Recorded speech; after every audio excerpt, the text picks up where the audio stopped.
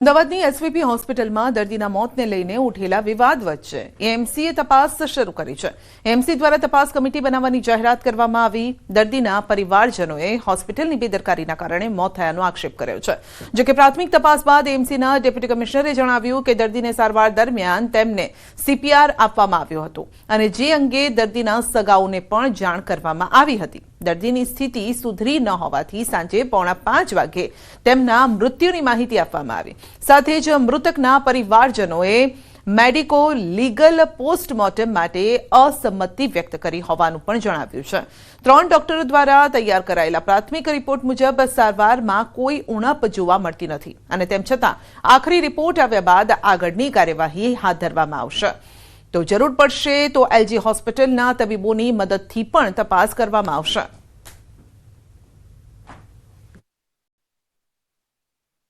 આવેલો અને પરંતુ દર્દીની સ્થિતિ સુધરેલ નહીં અને કમનસીબે દર્દી ને 4:46 વાગે એમને મૃત્યુ થવામાં આવેલું હતું અને ત્યારબાદ જે કમિટીનો રિપોર્ટ છે એ મુજબ સગાએ મેડિકો લીગલ પોસ્ટમોર્ટમ માટે અસંમતિ આપવામાં આવેલી હતી।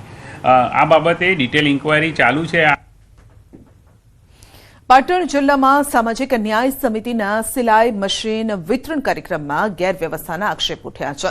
લાભાર્થીઓનો આરોપ છે કે તેમને કલાકો સુધી કાર્યક્રમમાં બેસાડી રાખવામાં આવ્યા અને છતાં પણ સિલાઈ મશીનોનું વિતરણ કરવામાં આવ્યું નથી।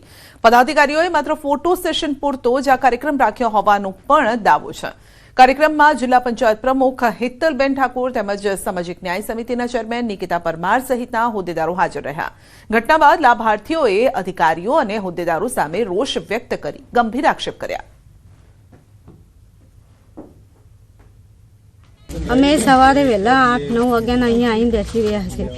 અમને અહીંયા બેહાડીને પાણી કે ચાનો ભાવે નહીં પૂછે અને ઉપર સ્વાગત કરી બધા જિલ્લા પંચાયતના અમુક આવ્યા હતા, બધા સ્વાગત કરી બધાનું સ્વાગત કરીને હવે એક કોલ આવ્યો, કોલ આવીને બધા છે કે બધા ફરાર થઈ ગયા, ગાયબ થઈ ગયા। પછી બધી બહેનો અમે રાહ જોઈ જઈને બેસી રહી કે આલશે અમન હંચો આલશે। અમે સિલાઈ મશીન માટે આવ્યા છીએ। અમને સવારના 9 વાગ્યાથી બોલાવ્યા છે। અમે 9 વાગ્યાથી અહીંયા આવ્યા છીએ। અમે અહીંયા આવ્યા 11 વાગે જિલ્લા અધિકારીઓ આવ્યા અને એમનું સ્વાગત પણ કર્યું અને એમને અંદરથી કોઈ કોલ આવે એ પછી તો અંદર એમને સુમસામ વાતો કરીને પછી જતા રહ્યા। અમને તો કોઈ વાતચીત કરી નથી। અમને કે 2000 રૂપિયા કે એમને લેવા છે એ માટે અમને વાત કરી એ પછી અમને કોઈ ભૂખ્યા પેટે અત્યાર ઘડી સુધી બેહાડી રાખ્યા છે। T20 સેમીફાઇનલમાં ટીમ ઇન્ડિયાની જીત। ગૃહમંત્રી અમિત શાહે આપ્યા અભિનંદન। ટ્વીટ કરીને ભારતીય ક્રિકેટ ટીમને અભિનંદન પાઠવ્યા છે। ટીમે બતાવેલી દ્રઢતા અને મહેનત ખરેખર નોંધપાત્ર છે તેમ કહ્યું છે। તો ફાઇનલ માટે